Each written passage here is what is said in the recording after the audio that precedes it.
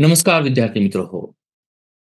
Podcast insight with Praveen's positive way या प्लॅटफॉर्मवर मी तुमचं मनापासून स्वागत करतोय. आपल्या सर्वांना कल्पना आहे, की हा पॉडकास्ट विविध क्षेत्रातील तज्ञ व्यक्तींनी घेतलेला अनुभव, ज्या क्षेत्रामध्ये ह्या तज्ञ व्यक्ती यशस्वी झालेल्या आहात, त्या यशस्वीपणामागे त्यांचा संघर्ष काय होता, हे आपण जाणण्याचा प्रयत्न करत असतो. त्याचबरोबर podcast insight with Praveen positive way या चर्चासत्रामध्ये आपण स्वातंत्र्यलढ्यातील एक तेजस्वी नेते, त्यांचा प्रवास आणि त्या प्रवासातून आपण काय शिकायचं? तरुण पिढी असेल, नोकरी करणारा अभ्यासू वर्ग असेल, प्रत्येकाने काय प्रेरणा घ्यावी, हा आपला यातून एक जेन्युइन उद्देश असतो. एक प्रामाणिक आणि प्रांजल उद्देश असतो. आज आपण जर 14 एप्रिल ही तारीख जर उच्चारली, तर आपल्याला एका महामानवाची आठवण होते. महामानव, महापुरुष, संघर्ष असेल, त्याचबरोबर एक मूल्य अधिष्ठित नेतृत्व असेल, मूल्य असेल, सामाजिक समता असेल, सामाजिक न्याय असेल, मानवाधिकार असेल, या शब्दांचा उल्लेख जर घेतला ना, तर मला वाटतं आपल्या नजरेपुढे एक महामानवाचं चित्र उभं राहतं. ते महामानव म्हणजे डॉक्टर बाबासाहेब आंबेडकर. डॉक्टर बाबासाहेब आंबेडकर जर इक्वल टू जर म्हटलं ना, तर भारतीय राज्यघटनेचे शिल्पकार, पहिले कायदा मंत्री, सामाजिक न्यायासाठी लढणारं नेतृत्व असा आपल्याला एक परिचय देतो. डेफिनेटली हा परिचय अतिशय मनापासून सर्वांना मान्य आहे. परंतु या पॉडकास्टच्या माध्यमातून जो डॉक्टर बाबासाहेब आंबेडकरांनी शिक्षण घेताना जो काही संघर्ष केला, त्यांची जी काही वाचन संस्कृती होती, त्यांचा जो काही लढा होता, या लढ्यातून जे काही त्यांनी नेतृत्व उभं केलं, त्या नेतृत्वातून आज आपण एक जीवनातील विद्यार्थी म्हणून काय शिकावं? कशा पद्धतीनं आपण त्यांच्याकडून प्रेरणा घ्यावी, कुठल्या प्रसंगातून ते आपल्याला प्रेरणास्रोत असणार आहोत, ते पाहण्याचा प्रयत्न करणार आहोत. ते पाहण्यासाठी, ते जाणण्यासाठी, आंबेडकरांचे अनुभव आपल्या जीवनात येण्यासाठी आपल्याला आज या सत्रामध्ये जे आपले पाहुणे व्याख्याते म्हणून लाभलेले आहेत, ते प्राध्यापक सतीश देशपांडे सर आहेत. सतीश नमस्कार. देशपांडे सर, मी तुमचं मनापासून या चॅनलवर स्वागत करतो. नमस्कार. थोडक्यात सतीश सर आपला परिचय देतील, पण माझ्या पद्धतीने देखील सतीश सरांचा त्यांचा परिचय देणं खूप मला वाटतं योग्य असेल आणि तो मी माझा सन्मान समजतो. माझे सहकारी आहेत प्राध्यापक सतीश सर. स्वतः जनसंवाद आणि वृत्तपत्र विद्या विभाग याच्यामध्ये त्यांचं शिक्षण पूर्ण झालेलं आहे. परंतु व्याख्यान करणं असेल, परिसंवादामध्ये भाग घेणं असेल, निवेदन करणं असेल किंवा महाराष्ट्रातील ज्या नामवंत व्याख्यानमाला आहेत, त्या परिसंवादातून सतीश सर आपले विचार मांडण्याचा प्रयत्न करत असतात आणि मी म्हणेल विचाराच्या माध्यमातून परिवर्तन करणं, समाज प्रबोधन करणं हा सरांचा एक आवडीचा विषय आहे. त्याचबरोबर सरांचा आवडीचा जो काही विषय आहे, तर डॉक्टर बाबासाहेब आंबेडकर यांचे विचार माझ्यासारखे, तुमच्यासारखे सर्वांच्यापर्यंत पोहोचवणं आणि त्या विचारातून आपण प्रेरणा घेणं. सर, मी तुमचं मनापासून या पॉडकास्टवर मी स्वागत करतो. Thank you. माझा सरांनी परिचय करून दिला. त्याबद्दल पहिल्यांदा मी धन्यवाद म्हणतो सरांना. याशिवाय मला आपल्या पॉडकास्टवरती यायला आणि आपल्या सहकाऱ्यांशी संवाद साधायची संधी मिळाली. त्याबद्दल सगळ्यात पहिल्यांदा मी धन्यवाद देतो प्रवीण सरांना. सरांनी मला सांगितलं की तुम्ही तुमचा परिचय थोडक्यात करून द्या. खरं तर वक्त्याचा परिचय हा त्याच्या बोलण्यातून आपोआप होत असतो त्यानंतर पुढच्या संवादामध्ये. तसं आपला परिचय होऊन जाईल. तर मी माझ्याबद्दल एक थोडक्यात 1-2-3 गोष्टी सांगतो. मी शिक्षण घेतलं ते मास कम्युनिकेशन अँड जर्नलिझम या विषयामध्ये. याशिवाय मी LLB लॉ पूर्ण केलेला आहे आणि Indian constitution, human right, Indian history, polity ह्या विषयांमध्ये माझा एरिया ऑफ इंटरेस्ट राहिलेला आहे. कायदा या संदर्भामध्ये आणि संवाद साधणं, योग्य विचार, चांगले विचार समजून घेणं आणि प्रबोधन करण्याच्या हेतूनं लोकांपर्यंत पोहोचवणं हा एक माझा आजपर्यंतचा उद्देश राहिलेला आहे. महाविद्यालयीन काळात असताना किंवा युनिव्हर्सिटीमध्ये असताना मी वेगवेगळ्या वक्तृत्व, वादविवाद स्पर्धांच्या माध्यमातून अनेक विद्यार्थ्यांपर्यंत पोहोचलो आणि आज शिक्षक म्हणून काम करताना किंवा लेखक म्हणून काम करताना, पत्रकार म्हणून काम करत असताना मला या सगळ्याचा उपयोग होतो आणि या सगळ्या गोष्टींमध्ये एक मूळ असतं, की आपण काही एक विचारधारा घेऊन पुढे जात असतो आणि अ, ती विचारधारा आपल्याला एक दीपस्तंभाप्रमाणे असते आणि मग ही विचारधारा प्रत्येकाची वेगवेगळी असू शकते, काही हरकत नाही. प्रत्येकाच्या विचारधारेचा आपण आदरच केला पाहिजे. मला जी विचारधारा आवडली ती मी जिथं शिक्षण घेतलं, त्या विद्यापीठात डॉक्टर बाबासाहेब आंबेडकर मराठवाडा विद्यापीठामध्ये आणि ज्यांचं नावच होतं आमच्या विद्यापीठाला डॉक्टर बाबासाहेब आंबेडकर मराठवाडा विद्यापीठ. त्यावेळेचं औरंगाबाद आणि आजचं छत्रपती संभाजीनगर. तर मी बाबासाहेबांच्या नावानं असणाऱ्या विद्यापीठात शिकलो आणि मला हे अभिमानानं तुम्हाला सगळ्यांना सांगावसं वाटतं, की बाबासाहेबांच्या नुसत्या विद्यापीठातच नाही शिकलो, तर बाबासाहेबांचे जे विचार आहेत, ते आपल्याला कसे आपल्या परीनं आचरणात आणता येतील, आपल्याला हे विचार कसे अनेक लोकांपर्यंत पोहोचवता येतील. अ, नुसतेच व्यक्ती म्हणून विचार नव्हे, तर बाबासाहेबांचे एक संस्थात्मक विचार आहेत, राजकीय विचार आहेत, आर्थिक विचार आहेत. याशिवाय बाबासाहेबांनी काही दिशादर्शन केलेलं आहे आपल्या भारताच्यासाठी आणि सगळ्यात महत्त्वाचं म्हणजे आपल्या भारताची राज्यघटना निर्मितीमध्ये ज्या संविधान समितीनं, सभेनं महत्त्वाची भूमिका बजावली, त्या संविधान सभेमध्ये बाबासाहेबांचं काम महत्त्वाचं राहिलेलं आहे. मसुदा समिती बाबासाहेब हे प्रमुख होते आणि या नात्यानं बाबासाहेबांचे विचार समजून घेणं, भारताची राज्यघटना समजून घेणं, हे मी एक माझं वक्ता म्हणून कर्तव्य समजतो आणि आज आपण आजच्या पॉडकास्टच्या माध्यमातून हा विषय मध्यवर्ती ठेवून आजच्या संदर्भामध्ये, आजच्या प्रश्नांच्या संदर्भामध्ये आज आपल्याला प्रेरणा म्हणून तुमचे कुठले विचार आपल्याला माहिती असायला हवेत, पुढे जाताना उपयोगी पडतील, या संदर्भात आज आपण संवाद साधूया. खूपच छान. सतीश सर, हा तुमचा प्रेरणादायी प्रवास मलाही खूप प्रेरणास्रोत वाटतो निश्चितच. आणि जो काही तुम्ही शब्द वापरलेला आहे, माझं शिक्षण केवळ डॉक्टर बाबासाहेब आंबेडकर यांच्या विद्यापीठात नाही झालं, तर त्यांचा विचार मी मनोमन अवलंबण्याचा प्रयत्न करतो आणि तोच परिसंवादाच्या माध्यमातून तुम्ही तो सर्वांपर्यंत पोहोचवण्याचा प्रयत्न करता. खूपच छान. माझेही प्रेक्षक वर्ग तुमच्या या विचाराच्या संकल्पनेमागे निश्चितच आहेत. त्यांना देखील प्रेरणा मिळाली. सर, आजच्या आपल्या परिसंवादाला सुरुवात करण्या अगोदर पहिला प्रश्न मी तुमच्याकडे मी विचारतो, की डॉक्टर बाबासाहेब आंबेडकर म्हटलं, की आपल्याला त्यांनी शिक्षणासाठी केलेला संघर्ष असेल, त्यांच्या हाल अपेष्टा असतील, त्यातून संघर्षातून त्यांनी केलेलं समाज परिवर्तन असेल. या संपूर्ण त्यांच्या जीवन प्रवासामध्ये आज जर आपण इतिहासाचा जर त्यांच्या जीवनाचा जर आढावा घेतला, तर भारतामध्ये आल्यानंतर गौतम बुद्ध असतील, महात्मा फुले असतील, छत्रपती शाहू महाराज असतील, याचबरोबर संत कबीर असतील, या विचारांचा प्रभाव डेफिनेटली त्यांच्यामध्ये होता. आणि त्यांचा प्रवास जर पाहिला, मुंबई असेल, मुंबईमधून कोलंबिया असेल, नंतर कोलंबिया विद्यापीठातून लंडनमधलं स्कूल ऑफ इकॉनॉमिक्स असेल, या संपूर्ण प्रवासामध्ये डेफिनेटली डॉक्टर बाबासाहेब आंबेडकरांचे काही प्रेरणा स्रोत होते, काही प्रेरणा स्थान होते. तर हाच प्रश्न मला तुमच्याकडून विचारायचा आहे, की तुमच्या मते डॉक्टर बाबासाहेब आंबेडकर यांच्या या संघर्षमय जीवनामध्ये कोणकोणती प्रेरणा स्रोत होते? हा माझा पहिला प्रश्न असेल सर. म्हणजे आता तुम्ही जो प्रश्न विचारला, त्या प्रश्नातच त्यांची नावं पण येऊन गेली आता. वाह! मुळात बाबासाहेब हेच आपल्यासाठी खूप प्रेरणादायी आहेत. पण या प्रेरणादायी माणसाच्या पण काही प्रेरणा आहेत. मग त्या किती आपल्यासाठी महत्त्वाच्या आहेत बघा.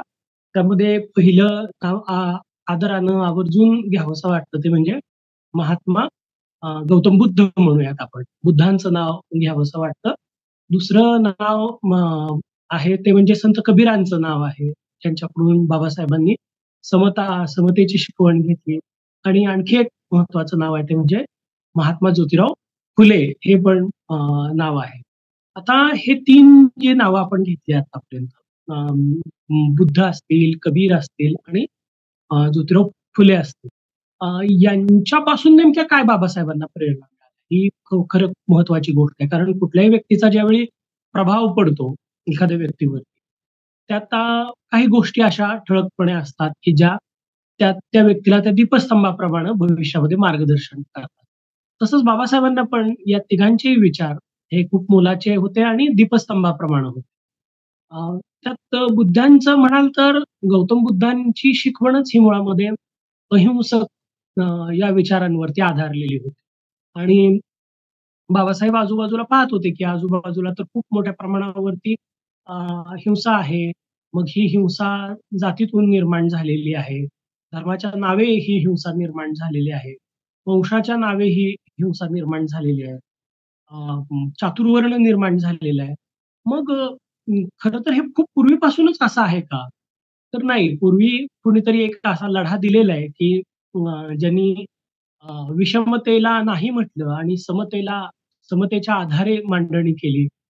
ज्यांनी परंपरेमध्ये ज्या चुकीच्या गोष्टी होत्या, हिंसक गोष्टी होत्या, त्याचा त्याग केला आणि अहिंसेवर आधारित मांडणी केली. त्यातलं एक बाबासाहेबांना महत्त्वाचं नाव वाटलं ते गौतम बुद्ध यांचं. आणि म्हणून आपण जर धर्म म्हणून कुठल्या वाटेनं जायचं असेल, तर बुद्धांच्या वाटेनं जायला हवं. कारण बुद्ध आपल्याला मानवतेची शिकवण देतात.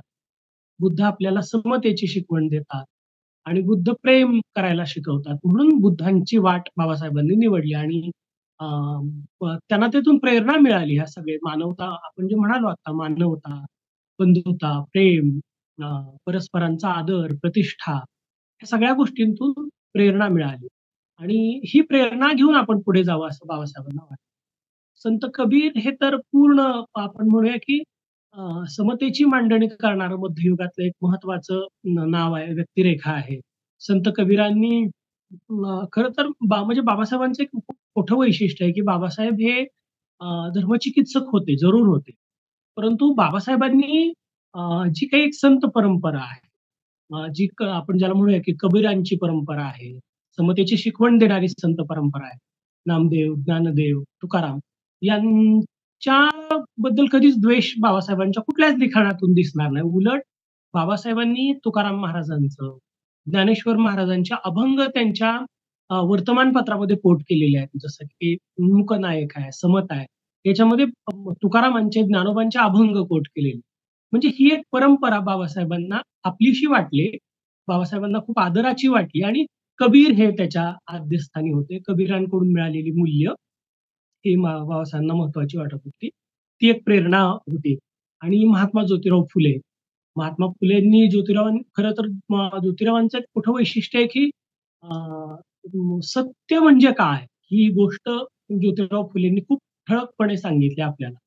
आणि ज्योतिराव फुलेंचा अखंड आहे.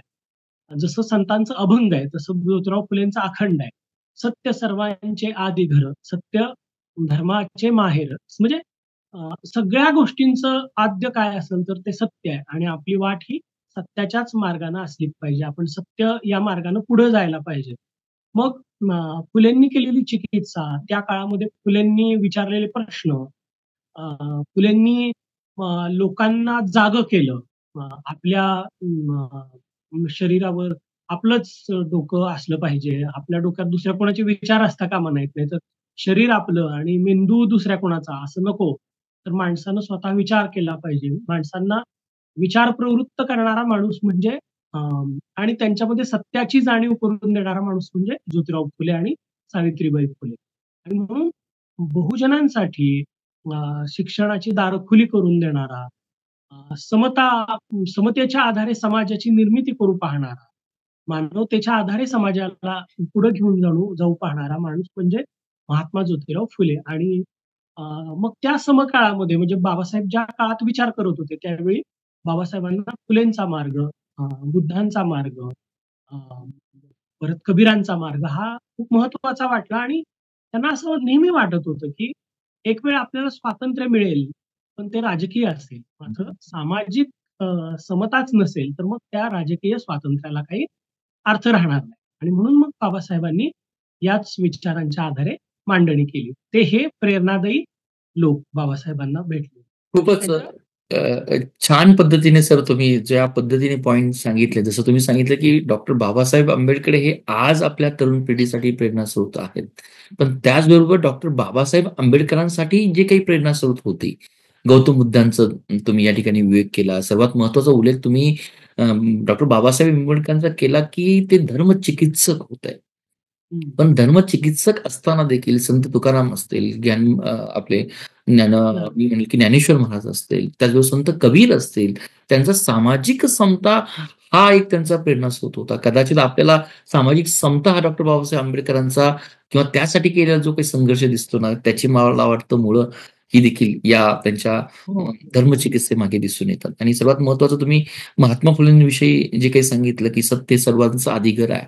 आणि नंतरच्या काळामध्ये डॉक्टर बाबासाहेब आंबेडकरांनी शिक्षणासाठी दारं जी काही खुली करण्याचा प्रयत्न केला, जो काही वंचित समाज असेल, मला वाटतं ती प्रेरणा देखील महात्मा फुले यांच्याकडूनच मिळाली असेल.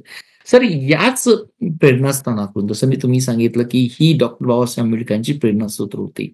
पण आपण या त्यांच्या 3 प्रेरणास्त्रोतातून काय शिकवण घेतली पाहिजे किंवा आपण काय शिकलं पाहिजे? हा मला वाटतं त्यातला एक प्रश्न मी तुमच्याशी समराईज पद्धतीने विचारू इच्छितो सर. हं, हं. बुद्धांकडून आपल्याला काय शिकता येईल? तर बुद्धांनी त्या वेळच्या परिस्थितीला प्रश्न विचारला. हं, की म्हणजे हे चूक आहे, हे बरोबर आहे. आणि त्यांनी त्याला क्वेशन केलं ह्या चुकीच्या गोष्टींना, की हे असं अयोग्य आहे. म्हणजे तेच कबीरांनी केलंय आणि तेच महात्मा फुलेंनी केलंय. क्वेशन करणं, चुकीच्या गोष्टीला विचारणं, की हे चूक आहे. हे आपल्याला सगळ्यात महत्त्वाची गोष्ट शिकता येऊ शकेल. कारण आज असा प्रश्न विचारणारी माणसं आवश्यक आहेत. आपल्या समाजाला जर आपल्याला पुढे न्यायचं असेल, तर हे प्रश्न विचारणं खूप महत्त्वाचं आहे. दुसरी गोष्ट ह्या तिघांमध्ये पण एक आहे, की चिकित्सा. म्हणजे चिकित्सक विचार केला पाहिजे. म्हणजे सतसत विवेकबुद्धीनं विचार केला पाहिजे. ही सतसत विवेकबुद्धी आपल्यासाठी महत्त्वाची वाटते मला. ह्या तिघांच्याही विचारातून, वर्तनातून आपल्याला एक गोष्ट लक्षात येते, की विचार आणि वर्तन याच्यात कुठंच त्यांच्यामध्ये असा भेद दिसत नाही. त्याच्यामुळे यांनी तिघांनी पण जो विचार केला, जो विचार मांडला, तो त्यांच्या आयुष्यामध्ये त्यांनी जपला पण आणि त्याची त्यांनी किंमत पण चुकवली. ग्रेट. आणि पण तो मात्र आयुष्यभर त्यांनी जपला. मग हे सोपं नव्हतं म्हणजे बुद्धांना सुद्धा त्या काळामध्ये वेगळ्या गोष्टीची प्रस्थापना करणं. आपण जर बघितलं ना, तर गौतम बुद्ध हे राजाच होते ना, पण सर्वसंग परित्याग केला. म्हणजे सगळ्या सुखासीन गोष्टींचा त्याग केला आणि मग लोकांसाठी आपल्याला काहीतरी करायचंय. म्हणजे दुःख पाहिलं आणि मला हे दुःखमुक्ती करायची आहे, एका परिस्थितीमध्ये. हा विचार त्यांनी मांडला. मग दुःख आहे, जगात सगळ्यांना दुःख आहे. बघा किती खूप छान विचार दिलेत. प्रेरणादायी म्हणजे काय आहे? ते म्हणतात, की दुःख खूप आहे म्हणजे हे दुःख ओळखता आलं पाहिजे. म्हणजे त्यांचा जर आपण अष्टांग मार्ग बघितला, बुद्धांनी सांगितलेला होता. तर त्यात आपल्याला लक्षात येतं, की दुःख आहे आणि दुःखाचं कारण पण आहे. आणि जर दुःखाचं कारण आपण समजून घेतलं, तर मग आपण मुक्तीच्या दिशेनं जाता येतं आपल्याला. हा त्यांच्या विचारांचा गाभा होता. म्हणजे आपण आज दुःख आहे मला म्हणून निराश होता कामा नये. आजच्या परिस्थितीत जर हा विचार करायचा म्हटलं तर मग विद्यार्थी असतील, पालक असतील, ऐकणारे हा पॉडकास्ट किंवा आणखी कोणी लोक असतील. तर दुःख प्रत्येकालाच असणार आहे ना. म्हणजे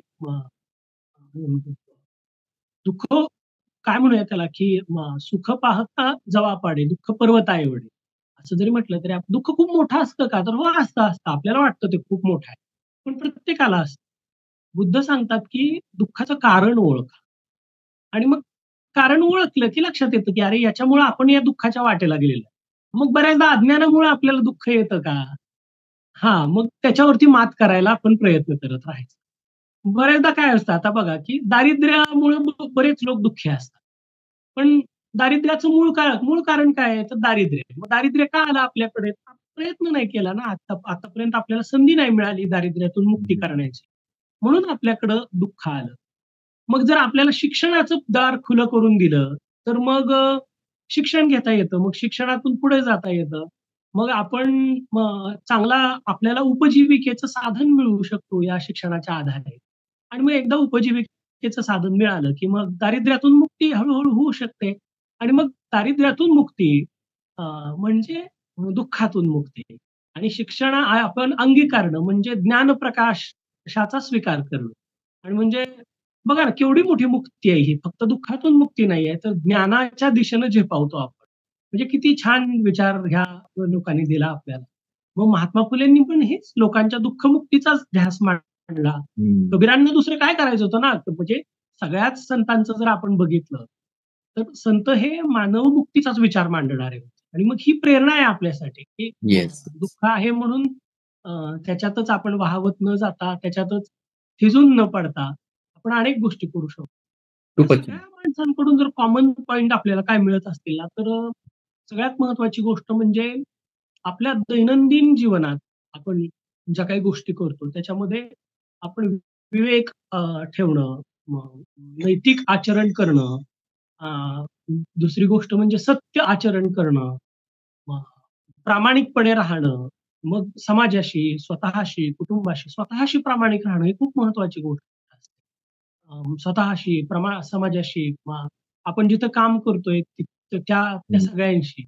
मग हे प्रामाणिकपणा, निष्ठा, सचोटी, अ, म हे हे काही फक्त नुसते शब्द नाहीयेत. तर हे ह्या खूप गर्भित अर्थ आहेत आणि हे अर्थ आपल्याला या सगळ्यांच्या वागण्यातून दिसतात, विचारांतून दिसतात आणि म्हणून हे आपल्यासाठी प्रेरणा देतात. ओके. खूपच छान पद्धतीने सर तुम्ही जे काही डॉक्टर बाबासाहेबांचे जे काही आदर्श होते, जसं मेन्शन केलं, की गौतम बुद्ध, त्या ठिकाणी संत कबीर किंवा संपूर्ण संत परंपरा, त्याचबरोबर आपण महात्मा फुले. तर तुम्ही सांगताना सांगितलं, की याच्याकडून विद्यार्थी म्हणून, एक व्यक्ती म्हणून काय प्रेरणास्रोत घेतले पाहिजे, की जे चुकतंय त्यावर तुम्हाला प्रश्न विचारता आला पाहिजे. हा तुमचा विचार आहे. बरोबर. हो. तुम्ही दुसरा पॉइंट एक सांगितला, की तुमच्या सद्विवेक बुद्धीला स्मरून तुम्ही बरोबर. योग्य तो निर्णय घेतला पाहिजे. मला वाटतं आपल्या जीवनामध्ये ही कला किंवा हा प्रेरणास्रोत खूप महत्त्वाचा आहे आजच्या घडीला. तिसरं तुम्ही खूप प्रॅक्टिकल उदाहरण दिलं, की या प्रेरणास्रोतातून डॉक्टर बाबासाहेबांच्या प्रेरणास्रोतातून जो शब्द तुम्ही वापरलाय, की ज्या ठिकाणी आपण काम करतो, त्या ठिकाणी प्रामाणिकपणा, सचोटी, त्याचबरोबर विवेक ठेवणं. मला वाटतं हे अगदी सिंपल शब्द आहेत, परंतु मला वाटतं प्रत्येक विद्यार्थ्यानं, प्रत्येक व्यक्तीनं ही प्रेरणास्रोत आपल्याही आयुष्यात वापरली पाहिजे. त्यांचा उपयोग केला पाहिजे. हे या प्रश्नाच्या उत्तरातून मला दिसून येतं. सर एक नेक्स्ट प्रश्नाकडे जात असताना, की आपण पहिल्यांदा डॉक्टर बाबासाहेबांचा उल्लेख केला, की असं वाटतं, की डॉक्टर बाबासाहेब आंबेडकर यांनी कोलंबिया विद्यापीठातून पी-एच-डी घेतली. नंतर ते लंडन स्कूल ऑफ इकॉनॉमिक्स त्यावेळेस किंवा आजचंही देखील इकॉनॉमिक्स किंवा अर्थशास्त्रातलं एक प्रख्यात विद्यापीठ म्हणून ज्या ठिकाणी डॉक्टर बाबासाहेब आंबेडकरांनी डी-एस-सी कंप्लीट केली. परंतु जर आपण अगदी आपल्या बालपणापासून जो काही परिचय पाहतो डॉक्टर बाबासाहेब आंबेडकरांचा, जी काही मला आर्थिक हं. चणचण त्यांना त्यांच्या फॅमिलीला जाणवत होती. जो काही त्यांना अस्पृश्यतामुळे जो काही सामाजिक अपमान त्यांना सहन करावा लागत होता. अगदी ही आपण उदाहरणं अगदी आपल्या इतिहासामध्ये किंवा पुस्तकामध्ये वाचत असतो. मला तुमच्याकडून या संदर्भातला हा जो काही प्रवास आहे, की जो आर्थिक अडचण असेल, सामाजिक अपमान असेल, यातून डॉक्टर बाबासाहेब आंबेडकर त्या काळात बॅरिस्टर होणं, मला वाटतं हा शिक्षणाचा सर्वोच्च बिंदू होता. हाच जो काही मधला जो काही प्रवास आहे, त्यांनी शिक्षणासाठी जे काही कष्ट केले सर, मला वाटतं सर, त्या कष्टाचं 1-2 उदाहरण मला तुमच्याकडून यावेत, की जेणेकरून आज आपण अभ्यास करत असताना कुठल्याही क्षेत्रामध्ये आपल्याला कधीतरी थकवा जाणवतो. कदाचित ही बाबासाहेबांकडून प्रेरणा आपल्याला त्यांनी जे काही कष्ट घेतले, ती जर उदाहरणातून समजली, तर मला वाटतं एक आपल्याला इन्स्पायरेशन असेल, हे मला वाटतं सर. आता बाबासाहेबांच्या संदर्भातल्या 2 गोष्टी मी तुम्हाला सांगतो किंवा घटना. मग त्याच्यातून बाबासाहेब कसे पुढे आले. मग एक तर ते विद्यापीठीय शिक्षण घेत होते. त्यावेळची एक गोष्ट आहे.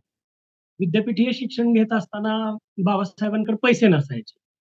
त्यामुळे पुस्तक विकत घेणं ही काय अशक्य गोष्ट होती बाबासाहेबांना. मुळातच जी काही सयाजीराव महाराजांच्याकडून मिळायची मदत, ती मदतीच्या आधारे आपण शिक्षण घेऊ शकतो हे बाबासाहेबांसाठी खूप मोठी गोष्ट होती. आणि मग तिथल्या ज्या काही गोष्टी होत्या, नवीन-नवीन पुस्तकं घेणं वगैरे, संदर्भ ग्रंथ मिळवणं, तर ते मग शक्य नव्हतं बाबासाहेबांना.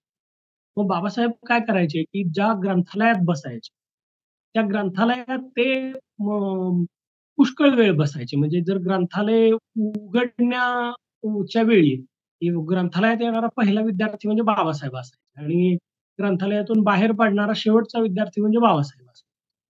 आणि ग्रंथालयात त्यांच्याबद्दल एक आपण शालेय वयातच आपल्याला ही एक गोष्ट माहिती आहे, की त्या ग्रंथालयात बाबासाहेबांना भूक लागलेली असायची आणि अ, बाबासाहेब तिथंच बसून ग्रंथालयात काहीतरी अ, पावाचे तुकडे आणायचे आणि थोडे-थोडे तिथंच खायचे आणि तसंच बसून अभ्यास करायचे.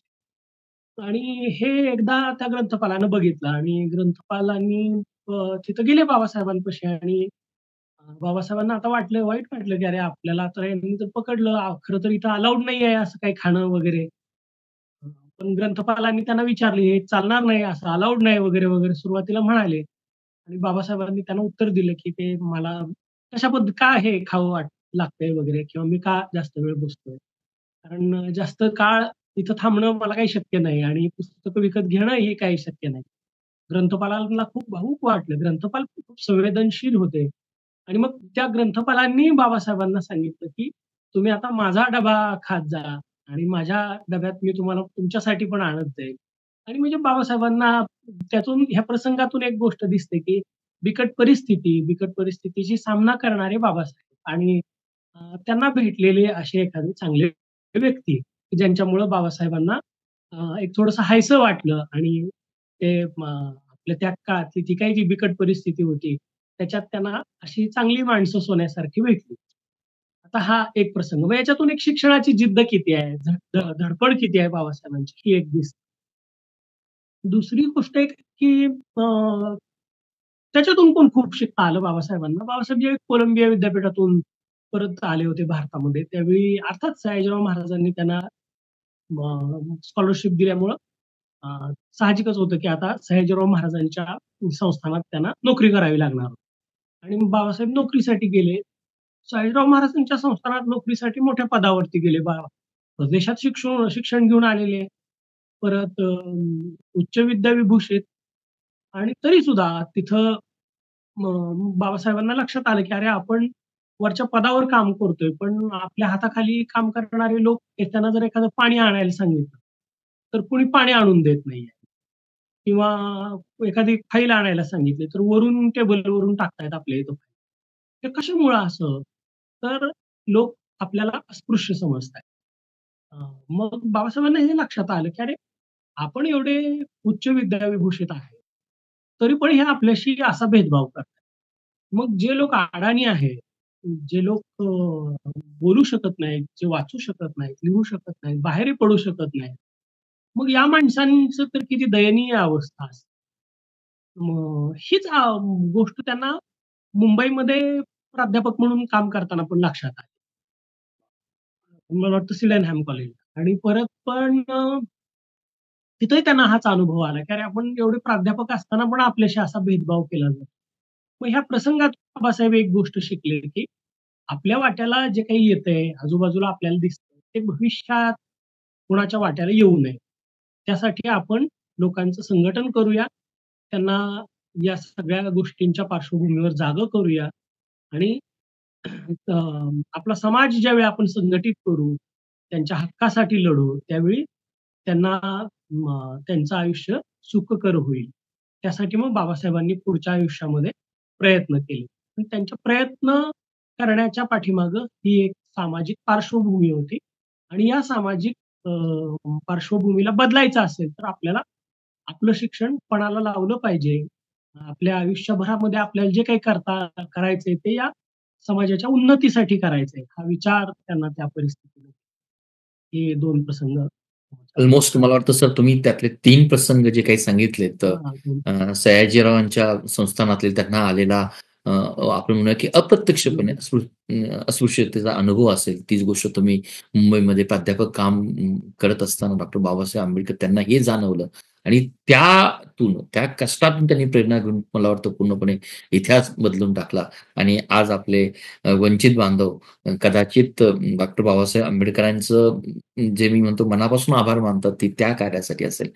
एक जो काही पहिला प्रसंग तुम्ही जो सांगितला तो अगदी मला भावनिक वाटला, की कष्टाच्या दृष्टीनं, की ज्यावेळेस आर्थिक चणचण होते, ज्या स्कॉलरशिपवर ते काम करत होते. जसं तुम्ही सांगितलं, की लायब्ररी उघडणारे डॉक्टर बाबासाहेब आंबेडकर होते आणि शेवटी जाणारे डॉक्टर बाबासाहेब आंबेडकर होते आणि ते पुस्तकांच्या मध्ये पूर्णपणे डिव्होटेड होते. पुस्तक हा त्यांचा जीवाभावाचा विषय होता. तर असं एक डॉक्टर बाबासाहेबांचं एक वाचन वेडं व्यक्तिमत्व होतं.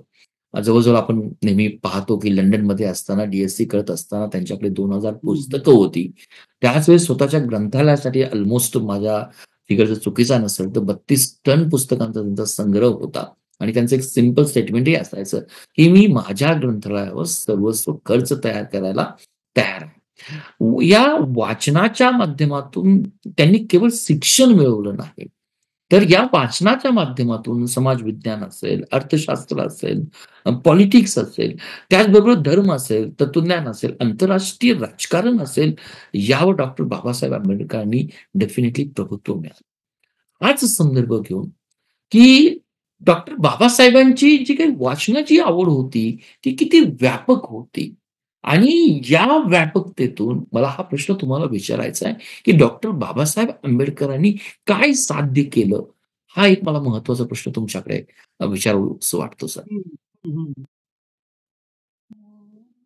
बाबासाहेब वाचन प्रचंड करत होते. ते केवळ आवड म्हणून करत होते असं मला वाटत. कारण आवड ही खूप प्राथमिक टप्प्यावरची गोष्ट. बाबासाहेब जे वाचन करत होते त्यातून त्यांना हे लक्षात यायचं होतं, की आपल्याला समाज बदलायचा आहे. ही खूप मोठी प्रेरणा होती बाबासाहेबांच्या वाचनाची. म्हणजे केवळ आवड आवड असणारे लोक आपण सगळेच आहोत ना, आपण सगळेच वाचतो. होय. पेपर वाचायची कोणाला आवड असते. पण बाबासाहेबांचा विचार तेवढा मर्यादित नव्हता. त्याचा खूप पुढचा विचार होता, की समाज परिवर्तन, समाज बदलणं ही त्यांची भूमिका होती आणि त्यासाठी आपल्याला वाचलं पाहिजे. पहिल्यांदा समजून घेतलं पाहिजे. अफाट वाचन होतं बाबासाहेबांचं. त्यात काही दुमत असण्याचं कारणच नाहीये. बाबासाहेबांनी धार्मिक ग्रंथ वाचलेले होते. मग संस्कृत वाचलेलं होतं बाबासाहेबांनी. पालीमधून वाचलेलं होतं. जागतिक तत्वज्ञान बाबासाहेबांनी समजून घेतलं. जागतिक अर्थशास्त्र बाबासाहेबांनी समजून घेतलं. जागतिक राजकारण समजून घेतलं होतं बाबासाहेबांनी. आंतरराष्ट्रीय कायदे समजून घेतले होते. संविधान लिहिताना तर त्यांनी देशोदेशींचे संविधान समजून घेतले होते. सगळ्या समाजशास्त्रज्ञांना, राज्यशास्त्रज्ञांना, अनुवंश शास्त्रज्ञांना, अभ्यासकांना त्यांनी समजून घेतलं होतं आणि मग त्याचं ते सार त्यांच्या बोलण्यातून येत होतं. ही एक गोष्ट आहे. तर मग वाचनाच्या बाबतीत तर बाबासाहेब प्रचंड हे होते. त्यांच्या वाचनाबद्दल एक छोटा आणि सगळं सर्वसामान्य लोकांना कळेल अशा एक प्रसंग सांगतो. तर बघा किती वाचायचे ते. एकदा त्यांच्या पत्नी त्यांनी त्यांच्या संध्याकाळी वाचत बसलेले आहेत बाबासाहेब. बाबासाहेबांचं वाचन म्हणजे हेतू आहे काहीतरी, की काही आपल्याला करायचंय साध्य आणि ते वाचतायत आणि भरपूर समोर पुस्तकं आहेत टेबलवरती. नोट्स काढतायत त्याच्या, परत वाचतायत आणि रात्री ठेवलंय जेवण त्यांनी आणि मग त्यांच्या पत्नी परत सकाळी येऊन बघतायत, तर जेवण तसंच आहे. बाबासाहेब तसेच वाचत बसलेले आहेत. पुस्तकं मात्र अस्ताव्यस्त झालेली आहेत. नोट्सचा ढिगारा लागलेला आहे. आणि हे सगळं बघताना मग त्यांनी त्यांना आठवण करून दिली, की अहो सकाळ झालेली आहे आता. हा प्रसंग आपल्याला म्हणजे फक्त एक कौटुंबिक प्रसंग नाहीये किंवा हा एक छंदामुळे घडलेली नुसती ही गोष्ट नसते. तर ही अ, एक व्हिजन आहे, दिशा आहे परिवर्तनाची आणि त्यासाठी ते वाचत होते. मला माझ्या समाजाला वाचवायचं असेल, तर मला वाचलं पाहिजे. आणि बाबासाहेबांनी खूप प्रदीर्घ वाचन केलं, चिंतन केलं आणि त्या सगळ्या वाचनाला, चिंतनाला कृतीची जोड दिली आणि ते प्रत्यक्षात उतरवण्याचा प्रयत्न केला. आता मी एक वाक्य उच्चारलं मगाशी तुम्हाला, की माझ्या समाजाला वाचवण्यासाठी मला वाचलं पाहिजे. पण बाबासाहेबांनी वाचवलेला समाज म्हणजे कुठला समाज? फक्त दलित समाज आहे का? अजिबात नाहीये. फक्त बौद्ध समाज आहे का? अजिबात नाहीये. तर हा संपूर्ण भारतीय समाज ज्यांना बाबासाहेबांनी वाचवलं. कशातून वाचवलं? गुलामगिरीतून वाचवलं. कशातून वाचवलं? विषमतेच्या साखळदंडातून वाचवलं. मुक्त केलं आणि म्हणून मानव अ, मुक्ती करणारा हा मुक्तिदाता म्हणून बाबासाहेबांचं नाव आज आपण घेतो. हं. मला वाटतं तुम्ही जो काही विचार मांडलाय डॉक्टर बाबासाहेब आंबेडकरांचा, की जर मला माझ्या समाजाला जर वाचवायचं असेल, तर मला वाचन केलं पाहिजे. आणि सर्वात महत्त्वाचं तुमचं जे काही एनालिसिस आहे, की जो काही तुम्ही परिसंवादाच्या माध्यमातून असाल, व्याख्याते म्हणून करत असाल, की डॉक्टर बाबासाहेबांची वाचनाची व्यापकता होती आणि जो काही तुम्ही पॉइंट मेन्शन केला डेफिनेटली त्यांची आवड होती. पण आवडच्या पलीकडे त्यांचं वाचन होतं आणि ते तुम्ही संदर्भही दिला. कदाचित मला वाटतं नंतर डॉक्टर बाबासाहेब आंबेडकरांनी आपल्या संविधानामध्ये असेल किंवा आपण म्हणूया की संहिता मसुदा समितीचा ड्राफ्ट करत असताना जो काही आपल्याला त्यांची प्रज्ञा दिसून येते, कदाचित ही वाचनामागील त्यांची प्रेरणा असावी, असंही आपण निश्चित म्हणू शकतो. अजून एक सर आजचा जर आपण 21व्या शतकातला जर विद्यार्थी घेतला, तो 10वी ची तयारी करणारा असेल, 12वी ची तयारी करणारा असेल, नीटची एक्झामची तयारी करणारा असेल किंवा ग्रॅज्युएशनला असताना किंवा ग्रॅज्युएशन झाल्यानंतर यू-पी-एस-सीची तयारी करणारा असेल, एम-पी-एस-सीची तयारी करणारा असेल, त्याला त्याच्या दृष्टीने त्याची परीक्षा म्हणजे सर्वात कठीण वाटतं आणि या प्रवासामध्ये तो कधीतरी करिअरवर शंका घेतो, कधीतरी थकून जातो. स्पर्धा वाटते. किंवा जो काही व्यक्ती नोकरी करत असतो, तो नोकरीमध्ये देखील स्वतःच्या प्रमोशनसाठी त्याला वाटतं, की नाही मला मिळालं पाहिजे, मला संघर्ष मिळाला पाहिजे.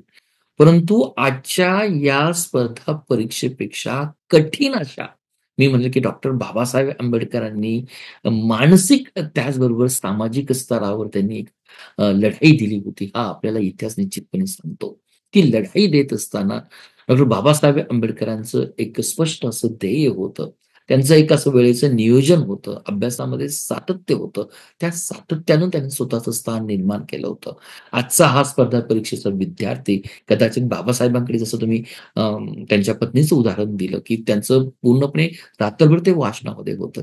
त्यांची ती असणारी एकाग्रता असेल, त्यांचं जे असणारं जिद्द असेल, मला जर वाचवायचं जर असेल, माझ्या समाजाला जर वाचवायचं असेल, तर मला वाचायलाच पाहिजे. ही काही जिद्द असेल किंवा त्यांचं वेळापत्रकाचं नियोजन असेल. त्याच गोष्टींचा आधार घेऊन आज डॉक्टर बाबासाहेबांचे विचार आजच्या तरुणांना कसे लागू पडू शकतात? हा माझा प्रश्न आहे आणि स्पेशली स्पर्धा परीक्षेची जे काही विद्यार्थी तयारी करतात, हं. त्या तरुणांनी डॉक्टर बाबासाहेबांच्या विचारातून काय घेण्यासारखं आहे? हा मला वाटतं महत्वाचा प्रश्न आजच्या ह्या पॉडकास्टमधला असेल असं मला वाटतं. बाबासाहेबांनी विद्यार्थ्यांशी खूप संवाद साधलेला आहे त्यांच्या आयुष्यामध्ये. त्याच्यावरती स्पेशल पुस्तकच आहेत विद्यार्थ्यांसाठी डॉक्टर बाबासाहेब आंबेडकर म्हणून. मग बाबासाहेबांनी विद्यार्थ्यांच्या परिषदांच्या माध्यमातून विद्यार्थ्यांच्या हॉस्टेलवरून संवाद साधलेला आहे. शिक्षण संस्थांची स्थापना केलेली आहे. जसं की पीपल्स एज्युकेशन सोसायटी. कॅम्पस आता मोठमोठे झालेले आहेत. मग त्याच शिक्षण संस्थांचे आणि ज्यांनी शिक्षण संस्था स्थापन केल्या त्या काळामध्ये, त्यात कर्मवीर भाऊराव पाटील आहेत. परत गाडगेबाबा शिक्षणाचं महत्त्व समजावून सांगणारे. ह्या सगळ्यांसोबत बाबासाहेबांनी जोडून घेतलेलं आहे. त्याच्यामुळं म्हणजे शिक्षण क्षेत्रात स्वतः काम केलं आणि जे काम करतात त्यांच्यासोबत बाबासाहेबांनी जोडून घेतलं आणि विद्यार्थ्यांसाठी भविष्यातल्या खूप मोठा विचार दिला बाबासाहेब. आता आपण स्पेसिफिक जर बघितलं आपण, तर उदाहरणार्थ उद्या आपल्याला डॉक्टर व्हायचंय, तर बाबासाहेबांकडून काय घेतलं पाहिजे? किंवा उद्या आपल्याला इंजिनिअर व्हायचंय, उद्या आपल्याला अधिकारी व्हायचंय, तर आपण काय शिकलं पाहिजे बाबासाहेब? सगळ्यात पहिली गोष्ट शिकली पाहिजे, की आपण जे काही करतोय ते खूप मन लावून केलं पाहिजे आपण. म्हणजे बाबासाहेबांचा खूप व्यापक होता दृष्टिकोन. ठीक ठीक आहे, तितके आपण नसू मोठे, व्यापक नसू, ती काही हरकत नाही. पण बाबासाहेबांचे विचार आचरणात आणणं म्हणजे आपण आपण जे काही करतोय ते खूप मन लावून करायचं, पहिली गोष्ट. दुसरी गोष्ट ठरवलेलं जे आहे, ते सत्यात उतरवण्यासाठी भरपूर मेहनत घेत आहे. आणि तिसरी गोष्ट ती मेहनत योग्य दिशेने घेत आहे. ही एक महत्त्वाची गोष्ट आपल्यासमोर आहे. पुढं आणखी एक गोष्ट आपल्याला लक्षात येईल, की अ, आपल्याला आपल्या मूळ परिस्थितीत बदल करायचा. म्हणून आपल्याला प्रगती करायला हवी. म्हणजे ह्या परिसंवाद ऐकणारे आपली स्पर्धा परीक्षेचे विद्यार्थी असतात. खूप गरीब घरातून आलेले असतात. त्यामुळं आपली परिस्थिती आपल्याला बदलायची आहे. आपल्याला पुढच्या परिस्थितीला पुढच्या पिढ्यांमध्ये उत्तम शिक्षण, अ, अ, उच्च शिक्षण आपल्या पुढच्याही पिढ्यांना मिळालं पाहिजे. चांगले विचार मिळाले पाहिजे. म्हणून आपल्याला शिकायचं आहे, ही परिस्थिती बदलायची आहे. हा एक विचार आपल्या मनात पाहिजे आणि केवळ आपलं कुटुंब सुधारायचं नाहीये, तर कुटुंबाच्या आजूबाजूला एक मोठा समाज आहे. तर तो समाज बदलण्यासाठी पण आपल्याला हातभार लावायचा आहे. हा पण एक विचार बाबासाहेबांच्या विचारातून आपल्याला मिळू शकतो. एक आपल्याला माहिती आहे, की आपण एका जरी माणसाचे अश्रू पुसले, आपण आपल्या चांगल्या कामातून, तर त्याच्या आयुष्यात परिवर्तन होतं. म्हणजे एखाद्याला आपण शिक्षणाला मदत केली, तर तो व्यक्ती आयुष्यात उभं राहू शकतो. एखाद्या मुलीचं विवाह होतोय कमी वयामध्ये आणि आपण तो विवाह रोखला, तर त्या मुलीचं आयुष्य उज्ज्वल होऊ शकतं. एखाद्या अत्यंत गरीब कुटुंबातली मुलं आहेत आणि तुम्ही त्यांना चांगलं काउन्सिलिंग केलं, करियर काउन्सिलिंग, तर त्यांचं आयुष्य उज्ज्वल होईल. तुम्ही उद्या डॉक्टर झाला आणि तुम्ही व्यवसाय तर करा, जरूर करा. तुम्ही वकील झाला, तुमचा व्यवसाय करा. तुम्ही इंजिनिअर झाला, तुमचाही व्यवसाय तुम्ही केलाच पाहिजे. तुमचं कुटुंब तुम्ही चालवलंच पाहिजे.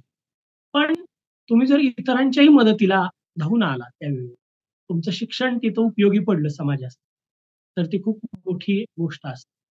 आणि तो परिवर्तनाचा विचार बाबासाहेबांच्या विचारांतून आपल्याला मिळतो. ही एक गोष्ट. म्हणजे जरी एक अश्रू पुसायास आला, तरी अर्थ जन्मास काही मिळाला. ते जे आपण म्हणतो ना, तर ते आपल्याला कृतीत आणता येईल. खूपच, खूपच छान. जसं तुम्ही केवळ स्पर्धा परीक्षा हा विषयातले विद्यार्थी काय घेऊ शकतात त्यांच्या जीवनातून अगदी स्पष्टपणे तुम्ही सांगितलं. तसंच आपण हो त्यातली आणि स्पर्धा परीक्षेचे विद्यार्थी ज्यावेळी स्पेसिफिकली आपण जर स्पर्धा परीक्षेबद्दल बोललो, तर मला स्पर्धा परीक्षा पास होऊन, अधिकारी होऊन काय करायचं? हे क्लिअर करायला, हे व्हिजन आपलं ठरवायला, बाबासाहेबांचे विचार खूप मोलाचे आहेत. प्रामाणिकपणा, समतेचा विचार आहे, सलोख्याचा विचार आहे. हा बाबासाहेबांच्या त्यांच्या विचारातून, कार्यातून ही मूल्य आपल्याला मिळतात. आणि ही मूल्य जर आपण आपल्या म्हणजे जपली, वाढवली, तर मला वाटतं की ते खूप अ, समोरच्या अनेकांचं आयुष्य बदलून टाकणार. खूपच छान. विद्यार्थी मित्रांनो, आपल्याला सतीश सरांनी ज्या काही बाबासाहेबांकडून एक विद्यार्थी म्हणून काम करत असताना ज्या गोष्टी काही शिकायच्या आहेत, त्याचा जर गोषवारा जर देण्याचा जर प्रयत्न केला ना, तर आपल्या जीवनचरित्रामध्ये ज्या काही अडचणी येतात, त्या अडचणींना सामोरे जाण्याची हिंमत आपण डॉ. बाबासाहेब आंबेडकरांकडून शिकू शकतो. त्यांच्या या जीवन प्रवासामध्ये विद्यार्थी म्हणून स्वतःवर असणारा विश्वास, ही गोष्ट आपण शिकू शकतो. त्याचबरोबर जसं सरांनी सांगितलं, की तुम्ही अधिकारी होण्याचं स्वप्न पाहत असताना डॉक्टर बाबासाहेब आंबेडकरांकडून समाजाला मला काही द्यायचं आहे. ही एक शिकवण आपण डॉक्टर बाबासाहेब आंबेडकर यांच्याकडून शिकू शकतो. तर कदाचित हा प्रश्न आपण केवळ मी म्हणेल, की विद्यार्थी या अँगलनी घेण्याचा प्रयत्न केला. जसं डॉक्टर बाबासाहेब आंबेडकरांचं आपण संपूर्ण चरित्र जर पाहिलं, तर सामाजिक चळवळ हा डेफिनेटली त्यांच्या जीवनचरित्राचा महत्त्वाचा भाग होता. पण सामाजिक चळवळीपलीकडे एक कायद्यातज्ञ होते, एक अर्थशास्त्रज्ञ होते. त्याचबरोबर जसं सांगितलं, की एक धर्मतत्वज्ञानी जे काही होते, एक द्रष्टे विचारवंत होते. आणि डॉक्टर बाबासाहेब आंबेडकरांची शिकवण म्हटली, की आपल्याला एक वाक्य खूप छान आठवतं, "शिका, संघटित व्हा आणि संघर्ष करा." ही शिकवण मला वाटतं केवळ विद्यार्थी नाही, जर कुठलाही व्यक्ती कुठल्याही पार्श्वभूमीचा जर असेल, तर शिका, संघटित व्हा, संघर्ष करा, हा मंत्र तो वापरू शकतो. आता जो काही माझा प्रश्न तुम्हाला विचारायचा आहे, कुठल्याही पार्श्वभूमीच्या व्यक्तींसाठी तुमच्या मते बाबासाहेबांचं जीवन हे विशिष्ट दलित समाजासाठी किंवा वंचित लोकांसाठी नव्हतं, तर सर्वांसाठी हे प्रेरणा आहे का? त्यावर तुमचं मत मी जाणू शकतो आणि जर ती हो. प्रेरणा असेल, तर काय घ्यावी आपण विद्यार्थ्यांच्या पलीकडे? हं. आता 2-3 गोष्टी बघूया, की बाबासाहेब दलित समाजाचे नेते होते का? अ, खरंच आहे हे काही दुमत असण्याचं कारण नाही. म्हणजे ज्या समाजात बाबासाहेब जन्माला आले, त्या समाजाला गुलामगिरीतून मुक्त करण्याचं काम बाबासाहेबांनी केलं. त्याच्यामुळं अ, दलित समाजाच्या उन्नतीमध्ये बाबासाहेबांचं योगदान म्हणजे तुम्हाला एक हे आहे बघा, कडूबाई खरात म्हणून आहेत, त्यांचं मी एक उदाहरण देणार.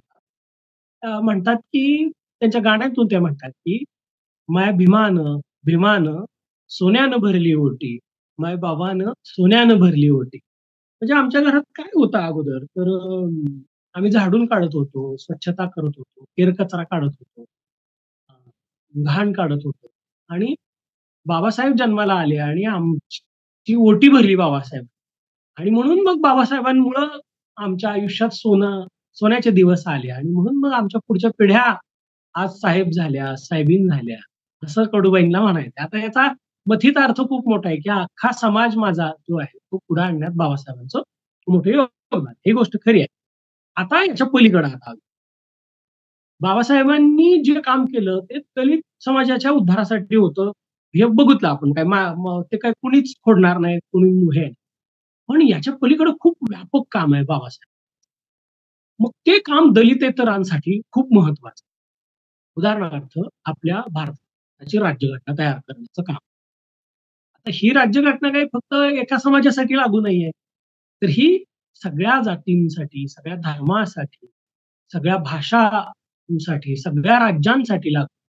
त्यामुळं केरळपासून ते अगदी अ, काश्मीरपर्यंत आणि इकडं गुजरातपासून ते इकडं अगदी आसाम, त्रिपुरापर्यंत सगळ्यांसाठी अरुणाचलपर्यंत सगळ्यांसाठी बाबासाहेब.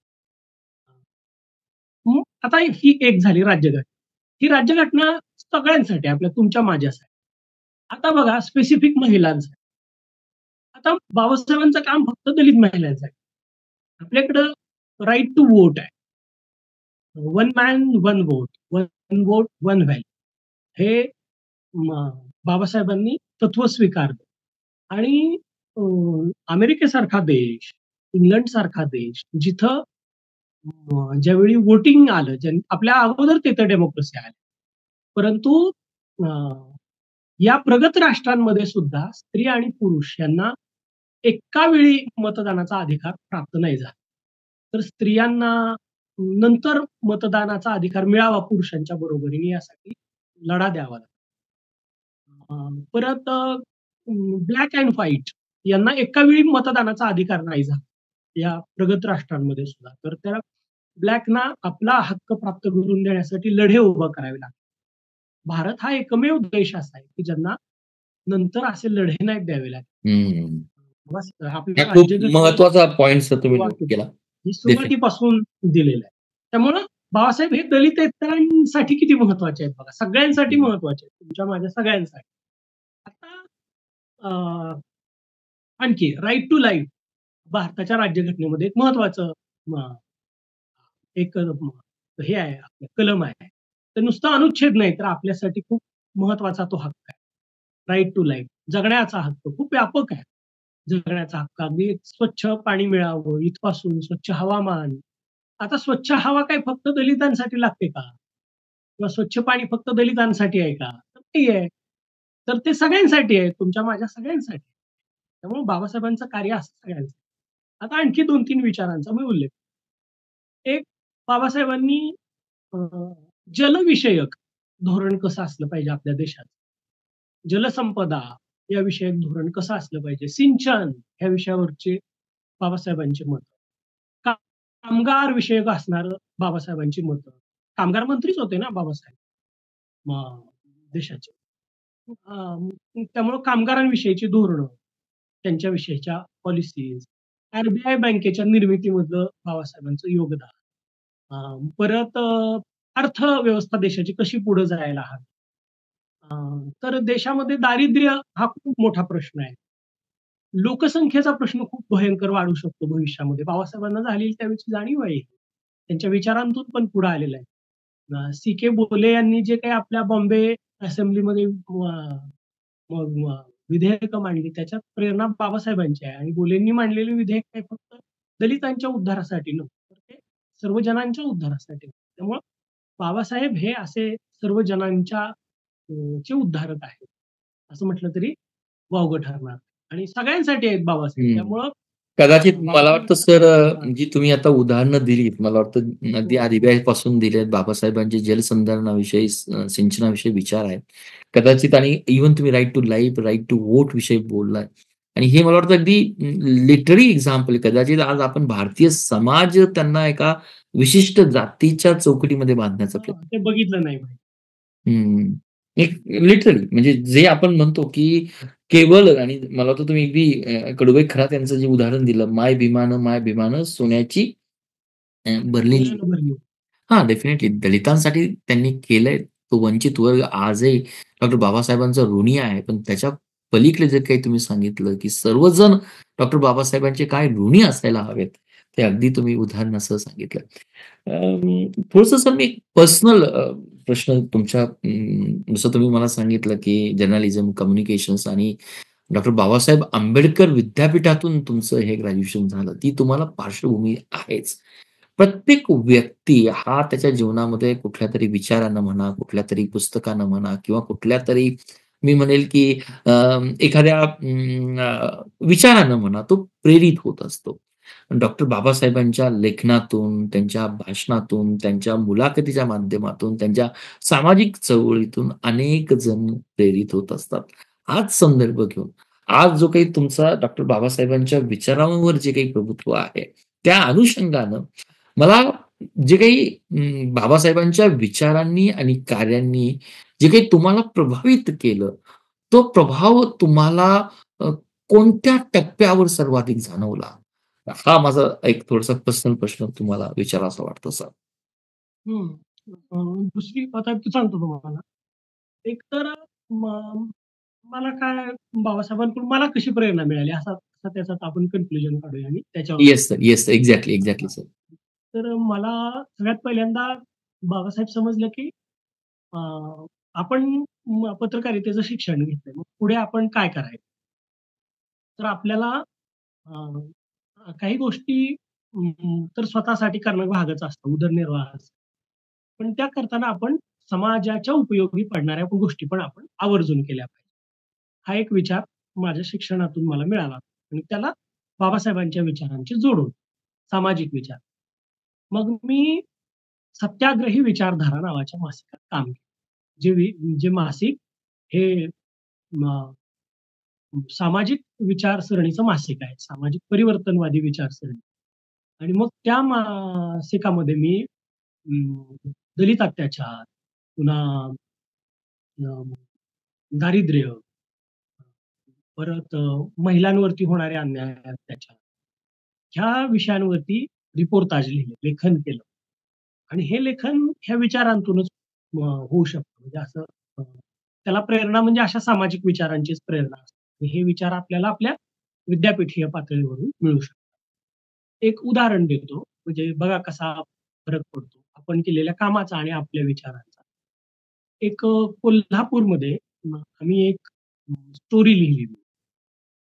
तिथं एक इचलकरंजी परिसर आहे पलीकडच्या बाजूला आणि इचलकरंजीमधली एक मुलगी तिथं भटक्या विमुक्त समाजातली मुलगी आणि तिचं लहानपणीच लग्न जमवलं होतं पाळण्यात असताना आणि मग मोठी झाली की त्यांचं लग्न लावून दिलं.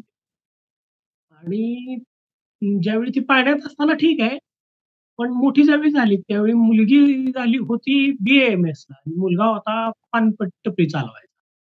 आणि आता अशा अवस्थेत त्यांचं लग्न लावून. आणि त्यांना अशी एक अट घातली, की "तू आता शिकायचं." आता ती तर BAMSला आहे आणि मग तिला शिकायचं नाही असं अट घातली. पण मुलगी निर्भीड होती. ती शिकायला प्रेरित झाली, पुढे आली आणि तिथं जात पंचायतीनं तिच्यावरती दंड केला आणि थोडासा अमानवी स्वरूपाचा तो दंड होता. आणि मग अशा वेळी तिथं मी लेखक म्हणून गेलो, पत्रकार म्हणून गेलो आणि हे सगळ्या गोष्टी समजून घेतल्या आणि त्या मुलीबद्दल एक स्टोरी लिहिली आणि पुढे चालून आपण जे काही लिहितो ते अनेक लोक वाचतात ना पुढं. तर पुण्यातल्या एक नामांकित वकील आहेत. त्यांनी एक रिट पिटिशन दाखल केली होती. जनहित याचिका दाखल केली. PIL म्हणूयात त्याला. आणि त्या PILमध्ये त्यांनी त्या लेखाचा संदर्भ दिला होता, की बघा हे बघा, ही अशी परिस्थिती आहे म्हणून. आणि बॉम्बे हायकोर्टानी त्यांच्या निदर्शनास हे सगळे डॉक्युमेंट आले आणि बॉम्बे हायकोर्टाने असा आदेशात त्यांच्या एक नमूद केलं होतं, की सदर प्रकरणाची चौकशी एस-पींनी स्वतः जाऊन करावी. आणि नंतर मला 1-1.5 महिन्यानंतर फोन आला त्या घरातल्या लोकांचा, की अहो तुम्ही लिहिलेलं ते एस-पी साहेबांना कोणीतरी दिलं आणि एस-पी साहेब म्हणाले, की आम्हाला बॉम्बे हायकोर्टानं सांगितलं आणि ते सगळं कागदपत्र घेऊन आले होते घरात आपल्या आणि मग त्यांनी हे सगळं चौकशी केलं आणि त्यांनी ते जे काही जात पंचायत आहे ना, ते मुलीला वाईट शिकवू नका म्हणलेली. तर त्यांना जाऊन खडसावलंय आता एस-पींनी आणि एकदम साहेब आले आणि साहेबांनी स्वतः सांगितल्यामुळं आता ते लोकं घाबरलेत आणि ते म्हणले, "आता तुम्ही शिकवा, काही हरकत नाही आमची शिकवायला." आणि मग मला मला सांगायचं हेतू की आपल्या चांगल्या कामामुळं परिणाम पडत असतो. पण आता हे चांगलं काम करू शकलो, ह्याच्या पाठीमागचे विचार जे असतात हे वाह! असे सामाजिक विचार अ, आपल्याला बाबासाहेबांसारख्या अ, महानेत्याच्या विचारातून मिळालेले असतात. बाबासाहेब आहेत, गांधीजी आहेत, यांच्याकडून मिळालेली ही विचारांची देणगी आहे. त्याच्यातून आपण हे अशा स्वरूपाचं काम करतो. आता इथून आणखी काय 1-2 मुद्दे सांगतो आणि थांबतो. अ, आपण वैयक्तिक आयुष्यात काही आपल्याला निर्णय घ्यायचे. विवाहाच्या संदर्भातला निर्णय असेल किंवा कौटुंबिक निर्णय असेल. तर ज्यावेळी आपण विचार करतो ना एखादा रॅडिकल डिसिजन त्यावेळी फर्म राहायला शिकलं पाहिजे आणि मला हा फर्मनेस बाबासाहेबांच्याकडून मिळाला, गांधींकडून मिळाला. हे एक आवर्जून नमूद करावंसं वाटतं. आणि इथून पुढे पण आता पुढच्या काळामध्ये आता मी भविष्यामध्ये काही अ, व्यवसाय म्हणून तर करीनच काही म म विद्यार्थ्यांना शिकवणं. त्याच्यासोबत माझ्या डोक्यात आहे, की आपण चांगल्या पद्धतीने वकिली करावी आणि लोकांचेही प्रश्न सोडवावेत. त्या माध्यमातून अधिकाधिक लोकांना संविधान त्यांच्यापर्यंत पोहोचवावं. असं आहे आता. नाही पुढच्या काय वेळेला परत जर तुमचा जो काही प्रवास तुम्ही उलगडला असेल, सत्याग्रह ही विचारधारा या मासिकातून जे काही तुम्ही अन्यायाविरुद्ध जे काही लिखाण केलं, दलितांच्या समस्येविषयी जे काही लिखाण केलं आणि त्या लिखाणातून प्रेरणा घेऊन जो इचलकरंजीचा तुम्ही लढा मला वाटतं मी म्हणतो पूर्णपणे यशस्वी केला. कदाचित या लढ्यामागून जी काही प्रेरणा जो काही आमचा प्रेक्षक वर्ग आहे, तो या पद्धतीने घेऊ शकतो, की ज्यावेळेस तुमचा एखादा विचार असेल किंवा एखादी घटना असेल, ती घटना तुम्हाला कशा पद्धतीने परिवर्तित करते आणि मला खूप अभिमान वाटतो, की डॉक्टर बाबासाहेब आंबेडकरांचा जो काही सत्याग्रही विचारधारेमध्ये जो काही तुम्हाला लिखाण करत असताना जो काही प्रभाव पडला आणि त्याची निश्चितच तुम्हाला एक सामाजिक चळवळीला थोडीशी दिशा देण्यात निश्चितच एक मी म्हणेल, की प्रेरणा मिळाली असेल, असं मी मानतो. बरोबर आहे सर? हो, हो. ओके. एक जसं आज आपण विद्यार्थ्यांनी डॉक्टर बाबासाहेब आंबेडकरांकडून काय घ्यावं हा एक पाहिला. परंतु आजचं जे काही नोकरी करणारं जे काही आपण म्हणूया की घटक आहेत समाजामध्ये किंवा आपण कॉर्पोरेट क्षेत्रामध्ये, की प्रत्येकजण आपल्या हं, आपल्या कामामध्ये हा पूर्णपणे इन्व्हॉल्व झालेला असतो. पण डॉक्टर बाबासाहेब आंबेडकरांनी त्यांच्या उभ्या आयुष्यामध्ये जे काही त्यांचं वेळेचं नियोजन असेल, टाईम मॅनेजमेंट म्हणूया किंवा त्यांच्या कार्यशैलीतील शिस्त असेल, प्रत्येक विषयामागे दिलेली त्यांचा आम्ही म्हणतो डिव्होशन असेल आणि त्याचबरोबर सर्वात महत्त्वाचं जसं तुम्ही सांगितलं, की मूल्य अधिष्ठित एक निर्णय क्षमता असेल आणि या सर्वांचा आधार घेऊन डॉक्टर बाबासाहेब आंबेडकरांनी कदाचित राज्यघटना मसुदा समितीमध्ये काम करत असताना एक प्रशासनिक कार्यपद्धती घडवून आणली होती. आजच्या या कॉर्पोरेट जगतामध्ये जिथे स्पर्धा आहे, जिथे गती आहे आणि मूल्यावर आधारित नेतृत्व हे कदाचित कुठेतरी मागे राहतंय असं बहुतेक ठिकाणी आपल्याला जाणून येतं. तर मला हाच प्रश्न तुम्हाला विचारायचा आहे. नोकरीमध्ये, कॉर्पोरेट क्षेत्रामध्ये काम करणाऱ्या तरुणांनी बाबासाहेबांची ही जी काही कार्यपद्धती होती, त्या कार्यपद्धतीतून जसं नेतृत्व गुण असेल, मूल्याधारित कामाचा जो काही धडा असेल, तो कशा स्वरूपाचा आणि कशा पद्धतीने त्यांनी तो घेतला पाहिजे? हा माझा एक प्रश्न तुम्हाला विचारावासा वाटतो. त्याच्यात आपल्याला असं दिसेल की सचोटीपूर्ण वर्तन हा एक बाबासाहेबांकडून आपण धडा घेतला पाहिजे. मग सचोटी म्हणजे आपण ज्याला म्हणूया की इंटिग्रिटी त्याकडे असली पाहिजे. दुसरी गोष्ट समर्पण भाव आपल्यामध्ये आला पाहिजे. आपण जे काही काम करतोय त्याच्यामध्ये समर्पित होऊन काम केलं पाहिजे. जे काही करू ते प्रामाणिकपणे केलं पाहिजे. हा एक विचार आहे, येतो. दुसरी गोष्ट बाबासाहेबांना खूप असं म्हणजे वेळेचं तर भान खूप होतं. सदुपयोग वेळेचा ते कधीच दुरुपयोग करत नव्हते. म्हणजे अवांतर वेळ वाया न घालवणे वगैरे. याबाबत बाबासाहेबांचा खूप कटाक्ष असायचा. मग वेळेच्या बाबतीत ते खूप त्यांनी गोष्टी केलेल्या. काटेकोर होते ते वेळेच्या बाबतीत. दुसरी गोष्ट स्वयंशिस्त होती बाबासाहेबांना. म्हणजे स्वतंत्रपणे स्वतःची वेळेवरती कामं करणे, त्या गोष्टी वेळेवरती करत राहणे. संविधान सभेत वेळेवरती जाणं, ती भाषणं, त्याचं सगळं ड्राफ्टिंग, उद्या काय काम करायचं ते आज बाबासाहेबांना माहिती असतं. किंवा ते डोक्यात असायचं संध्याकाळी. त्यानुसार ते उद्याची कामं करायची. दैनंदिन व्यवहारामध्ये खूप नीटनेटकेपणा होता त्यांच्या. तुम्हाला एक आवर्जून सांगतो मी काय बघा किती मोठी माणसं पण कसं त्यांचा ड्रेसिंग सेन्स पण आपल्याला लक्षात येईल, की तो कसा भारी होता म्हणजे. ते असे उत्तम राहायचे. उंची पोशाख बाबासाहेबांना आवडायचा. मग कोणीतरी विचारलं, की "तुम्ही असं का उंची पोशाख घालता? मग तुम्ही तर वंचितांसाठी काम करता." मग ते म्हणायचे, की "मी जर असं ज्या पोशाखात ते मला पाहतील, त्या पोशाखाची प्रेरणा त्यांना असते" म्हणाले. आणि खरंच आहे आज बाबासाहेबांकडून त्यांना ती पण एक खूप सगळ्यांना प्रेरणा आहे. बाबासाहेब म्हणजे असे साहेबांसारखं असं दिमाग असं काय ते जबाबदार व्यक्तिमत्व, वेळेवर काम करणारे, खणखणीत बोलणारे, स्पष्ट वक्ते, मग प्रामाणिक, नीतिमान असा नेता, दूरदृष्टी, सचोटीपूर्ण काम करणारा मनुष्य. अशा अनेक गोष्टी आहेत आपल्याला, त्या आपण शिकू शकतो त्यांच्याकडनं. आपण कुठेही काम करत असू. त्यातला मला एक खास उल्लेख जो काही करावा लागतो आणि तो खूपच तुमचं ऑब्झर्वेशनचं मी मनापासून कौतुक करतो. कॉर्पोरेट वर्ल्डसाठी जसं सांगितलं, की बाबासाहेब आंबेडकरांना एक उंची पोशाख आणि डॉक्टर बाबासाहेब आंबेडकरांचं आपण चित्र जर पाहिलं, तर आपल्याला आजही ते ड्रेसिंग सेन्स हा तुम्ही शब्द वापरला. कदाचित मला वाटतं यातून तुम्हाला खूप काही सांगायचं आहे. बाकी तुम्ही खूप काही सांगितलं. त्यांची दूरदृष्टीपणा सांगितला, रुबाबदारपणा सांगितला. पण मला वाटतं आजच्या कॉर्पोरेट वर्ल्डच्या लोकांनी डॉक्टर बाबासाहेब आंबेडकरांचा त्यांचा ड्रेसिंग सेन्स हा एक गुण निश्चितच घ्यावा. बाकीचे गुण तर निश्चित घ्यावे. पण मला वाटतं हा गुण हा निश्चित घेण्यासारखा आहे. सर एक सेकंड लास्ट क्वेशन्सवर मी येतो. जो खूप गरजेचा आहे. ॲज अ सायकॉलॉजिस्ट म्हणून काम करत असताना, करियर काउन्सिलर म्हणून काम करत असताना मला ही समस्या जाणवते. ज्यावेळेस आपण आज जवळ 125 वर्षापूर्वीचा भारत आणि सामाजिक परिस्थितीचा विचार करतो.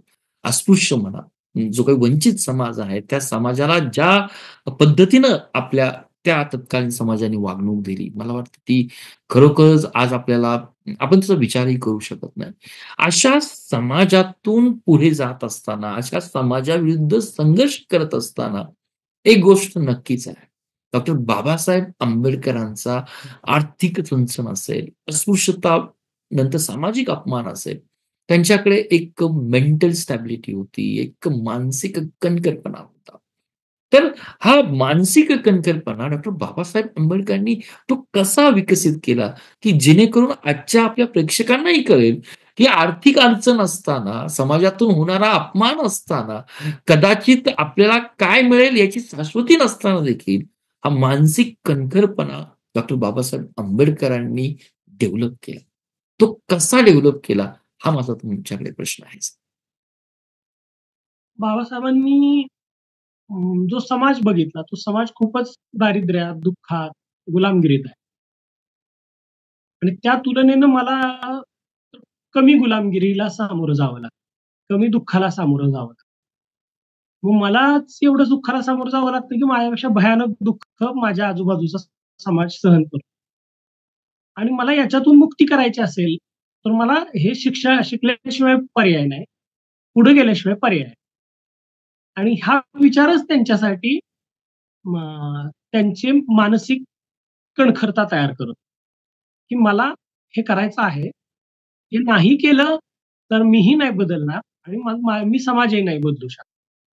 त्यामुळे मला हे करावंच लागेल. त्यामुळे बाबासाहेबांच्या समोरची परिस्थिती अशी होती, की अ, मला हे करायचंच आहे. त्याची कारणं स्पष्ट होती. म्हणजे 2 गोष्टी असतात, की आपण विक्टर फ्रँकलनी ते खूप डिटेलमध्ये लिहिलंय तसं. अ, एक म्हणजे का जगायचं आणि दुसरं म्हणजे कसं जगायचं. कसं जगायचं हे बऱ्याचदा कळत राहतं लोकांना. पण आपण सगळेच कसं जगायचं याच्या प्रश्नात गुंतलेलो असतो. आणि मग त्याच्यावरती आपण मोठमोठी व्याख्यानं ऐकतो, मोठमोठी पुस्तकं वाचतो, मोठमोठ्या लोकांना भेटतो. पण का जगायचं हा जर प्रश्न नाही आपल्याला त्याचं उत्तर मिळालं, तर कसं जगायचं ह्याच्यापर्यंत पोहोचू नाही शकत. म्हणून ज्याला का जगायचं हे कळालेलं असतं, त्याला कसं जगायचं हे आपोआप कळतं. म्हणजे जगण्याचा हेतू काय? माझ्या असण्याचा हेतू काय? माझ्या जीवनाचा हेतू काय? हे जर स्पष्ट असेल, तर पुढं जीवन कसं जगायचं हे आपोआप उमगत राहतं. बाबासाहेबांच्या बाबतीत हेच घडलेलं. बाबासाहेबांना ह्याची पुरेपूर जाणीव आहे, की मी कोण आहे? मला काय करायचंय? आणि मला कशासाठी ह्या सगळ्या गोष्टी करायच्या? याची उत्तरं, त्याची स्पष्टता खूप क्लिअर आहे. आणि म्हणून येणाऱ्या प्रसंगांना ते सामोरे जातात. कणखरपणा. त्याच्यामुळे तुमच्या माझ्या आयुष्यात ज्या वेळी असे काही प्रश्न येतील, त्या आपण काय करूया, की माझ्या जगण्याचा अर्थ काय? हा आपण आधी शोधूया. आणि मग आपलं जगणं कसं असायला हवं? मग ते त्रासहीन, कसं स्ट्रेसलेस करता येईल आपल्याला, ते आपोआप सापडत राहील. हा एक मुद्दा आहे. त्यामुळे ही गोष्ट मला इथं पिन पॉइंट करून सांगायची. का जगायचं आणि कसं जगायचं? त्यात तुम्ही ते सर का जगायचं या प्रश्नाचा जर विचार केला, तर मला वाटतं बाबासाहेब आंबेडकरांच्या विचारसरणीतून तो मानसिक कणखरपणा हा आपल्या प्रत्येकाकडे यायला हवा, हे तुम्ही नमूद केलं. आजच्या या परिसंवादामध्ये सर एक शेवटचा क्वेशन मी तुमच्याशी तुमच्या पुढे चर्चेसाठी ठेवतो. जसं आपण पाहिलं, की एक विद्यार्थी म्हणून, एक व्यक्ती म्हणून प्रत्येकाचं आपल्या जीवनामध्ये जर ध्येय नसलं, तर कुठेतरी दिशा भरकटत जाते. डॉक्टर बाबासाहेब आंबेडकरांनी एक शिक्षण घेतल्यानंतर, नोकरी केल्यानंतर, सामाजिक चळवळीच्या दृष्टीनं त्यांचं एक ध्येय होतं, की मला भारतामध्ये एक सामाजिक समानता हे ध्येय त्यांनी उराशी बाळगलं होतं. आणि हे ध्येय पूर्ण करण्यासाठी मला वाटतं त्यांच्या लेखनाच्या माध्यमातून असेल, चळवळीच्या माध्यमातून असेल, वेगवेगळ्या आंतरराष्ट्रीय विचारसरणीच्या प्लॅटफॉर्मच्या माध्यमातून असेल, हे त्यांनी ध्येय आज पूर्ण केलं. आणि आज आपला प्रयास, आजचा आपल्या समाजाचा प्रयास हा डेफिनेटली संविधानिकदृष्ट्या सामाजिक समतेवर आधारित आहे. हाच जो काही त्यांचं ध्येय निश्चित करणं, ते ध्येय पूर्ण करण्यासाठी जो काही प्रवास करणं, मला हाच प्रश्न आहे, की आपण प्रत्येकानं बाबासाहेबांप्रमाणे जर ध्येय ठेवून जर प्रयत्नशील राहिल्यास आपण यश मिळवू शकतो का? यावर मला तुमचे मी म्हणेल, की कॉमेंट मला हवे आहेत. हो. ब म म खूपच चांगला प्रश्न आहे. समारोपाला चांगल्या प्रश्नानं समारोप करूया. अ, ध्येयवादी असणं हे आपल्याला गरजेचंच आहे. म्हणजे म फक्त ते ध्येय नेमकं कशाचं असावं हा ज्याचा त्याचा प्रश्न आहे. ध्येय म्हणजे मला कुठे जायचंय, कुठे पोहोचायचं हे एक ध्येय असतं. आणि तिथं पोहोचल्यानंतर मी काय करणार? ह्या गोष्टींचं ध्येय. उदाहरणार्थ काहींना आय-ए-एस व्हायचं असतं, ध्येय असतं. काहींना कॉर्पोरेटमध्ये त्या एखाद्या मल्टीनॅशनल कंपनीत व्हाईस प्रेसिडेंट व्हायचं असतं. ध्येय आहे. ते काहींना स्वतःचं स्टार्टअप करायचं असतं आणि ते उंचीवर न्यायचं असतं. त्याचा एक डायरेक्टर म्हणून एक प्रतिष्ठेनं, सन्मानानं जगायचं असतं. ध्येय आहे. आणि अशी ध्येय असलीच पाहिजेत आपल्या सगळ्यांची. ही एक गोष्ट आहे. ध्येयवेळी माणसंच बदल करू शकतात. ही बाबासाहेब ध्येयवेडेच होते ना. बाबासाहेबांची काही ध्येय आहेत आयुष्यातली त्यांच्या. जसं की आपण आतापर्यंत चर्चा केली. लोकांमध्ये बदल घडवणं, स्वतः त्याच्या अगोदर बदल घडवणं. हा ध्येयाचा भाग होता बाबासाहेबांचा. आणि टप्प्या-टप्प्यावर जसजशी आव्हानं येत गेली, त्या आव्हानांना ते सामोरे जात आहेत. त्यामुळं ध्येय आपल्यासमोर असलं पाहिजे आणि त्या दिशेनं आपल्याला जाता येईल. आणि एक आपल्याला माहिती आहे, की होकायंत्र असतं बघा. नौकांना. म्हणजे नौका म्हणजे जहाज मोठमोठे समुद्रामध्ये. भरकटू नये म्हणून त्याला होकायंत्र असतं. आणि आपल्याला कुठं जायचंय, हे बरोबर त्या होकायंत्राच्या मदतीनं आपण तिथपर्यंत पोहोचतो. मग ध्येय आहे म्हणून आपण तिथं बरोबर पोहोचतो. पण ज्याला ध्येय नसतं, ती जहाज कशी होकायंत्राविना जहाज जर असेल, तर ती कुठेही भरकटू शकते. तसं आपल्या आयुष्यात होऊ नये म्हणून आपण अ, आपल्याला आपल्यामध्ये ध्येय असलं पाहिजे. आता मुद्दा असा आहे, की ध्येय ठरवताना थोडंसं वास्तवाचं पण भान आपण ठेवलं पाहिजे. म्हणजे आपल्याला काय जमू शकतं, काय नाही, हे स्वतःच्या क्षमता काय, त्या सगळ्यांचा आधार घेऊन आपण ध्येय ठरवलं पाहिजे आणि ते सत्यात उतरवलं पाहिजे. छोटी-छोटी ध्येय पण असतील तरी काही हरकत नाही. खूप उत्तुंग ध्येय नाहीये आपलं, ठीक आहे. पण छोटं ध्येय असेल एखाद्याचं, एखाद्याला शिक्षक व्हायचं असेल, छोटं ध्येय आहे, पण शिक्षक झाल्यानंतर तो खूप चांगलं काम करणं, चांगले विद्यार्थी घडवणं, हे किती मोठी गोष्ट आपल्याला साध्य करता येईल. ती पण आहे. एखाद्याला छोटासा व्यवसाय असतो, तो व्यवस्थित करायचा असतो. पण त्या व्यवसायामुळे त्याचं कुटुंब सावरतं. ध्येयाचा भाग आहे. माणसं छोटे-छोटे का असेना, पण ध्येय बाळगावीत आपण विद्यार्थ्यांनी आणि पालकांनी सुद्धा. आपण काय आता म्हातारे झालो, 40, 45, 50 वयाचे झालो. आता ध्येय ठेवायला काही गरजेचं नाही आपल्याला, असं नाहीये. तर पुढच्या काही गोष्टी आपण पण अ, ठरवल्या पाहिजेत, खुणगाठ बांधली पाहिजे. आपल्याला पण या टप्प्यावरती काही ना काहीतरी करता आलं पाहिजे. अ, म्हणून एक इनिंग संपली तर काय झालं? दुसऱ्या इनिंगमध्ये आपण काहीतरी साध्य करू. कारण ध्येय नसेल तर मग आपल्या जगण्याला अर्थ नाही राहत आणि जगण्याला अर्थ आणायचा असेल तर ध्येय असलंच. त्याच्यामुळं अ, अंतिमतः हेच खरं आहे, की ज्यांना ध्येय असतं तेच लोक बदल घडवू शकतात. आता आणि आणखी एक त्याला थोडासा जोड म्हणून देतो. आता नक्षलवाद्यांना पण एक ध्येय आहे, की त्यांना ही व्यवस्था उलथून टाकायची ना आपली लोकशाहीवादी व्यवस्था आणि त्यांना त्यांचं साम्राज्य निर्माण. आता असलं ध्येय काही कामाचं नाही. दहशतवाद्यांना पण ध्येय आहे, की त्यांना त्यांच्या पद्धतीनं ते ह्याचा अर्थ लावतात. काय म्हणू त्याला? जिहादचा अर्थ लावतात. हे चुकीच्या गोष्टी आहेत त्यांच्या. म्हणजे आपलं ध्येय हे आपल्या स्वतःच्या परिवर्तनासाठी असलं पाहिजे. कुटुंबाच्या परिवर्तनासाठी असलं पाहिजे. आपल्या आजूबाजूच्या समाजाची उन्नती पण त्याच्यामध्ये असली पाहिजे आणि आपण चांगल्या मार्गाने पुढे गेलं पाहिजे. हा पण आपल्यामध्ये एक बाब असली पाहिजे. आणि सगळ्यांना अ, अशा पद्धतीची आपले ध्येय ठरवण्यासाठी आणि ध्येय ठरवून त्यासाठी धडपड करण्यासाठी मनःपूर्वक शुभेच्छा. आणि अगदी सर मला वाटतं तुम्ही आजचा हा संवाद केवळ विद्यार्थ्यांसाठी नाही, जसं तुम्ही सांगितलं, की एक इनिंग संपल्यानंतर दुसऱ्या इनिंगमध्ये देखील आपलं ध्येय असलं पाहिजे आणि ही ध्येयाची प्रेरणा डॉक्टर बाबासाहेब आंबेडकरांपासून असलं पाहिजे. अगदी स्पष्ट शब्दामध्ये सांगितलं. सतीश सर, आजचा हा आपला जो काही संवाद माझ्यासाठी देखील एक प्रेरणादायी संवाद होताच. आपण डॉक्टर बाबासाहेब आंबेडकर यांचा विचार असेल, त्यांचा जीवन प्रवास असेल, त्यांची कार्यपद्धती असेल, मी सांगेल की अगदी अतिशय सुगम आणि एक प्रभावी परिचय करून दिला. अशी काही एक्झाम्पल आपण दिली. त्या एक्झाम्पलमधून, त्या उदाहरणातून निश्चितच मलाही प्रेरणा मिळाली.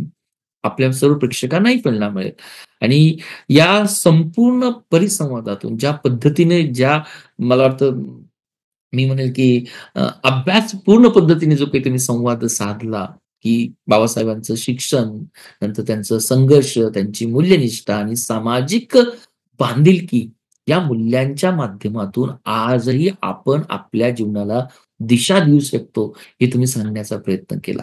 त्याच पद्धतीनं मला वाटतं आजच्या या संवादामधून बाबासाहेबांचे विचार आपण आत्मसात करून आपली वैयक्तिक प्रगती करू शकतो.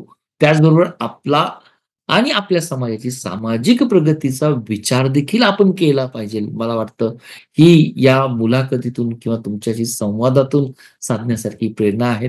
आपल्या जो काही सखोल अभ्यास आहे डॉक्टर बाबासाहेब आंबेडकर त्यांच्या विचारांचा मला वाटतं अगदी तो प्रवास खूप मागेपासून तुमच्या पर्सनल लाईफमध्ये सुरुवात झाला आणि आपल्या या संपूर्ण मर्मदर्शी उत्तराबद्दल मी मनापासून तुमचं मनःपूर्वक आभार मानतो.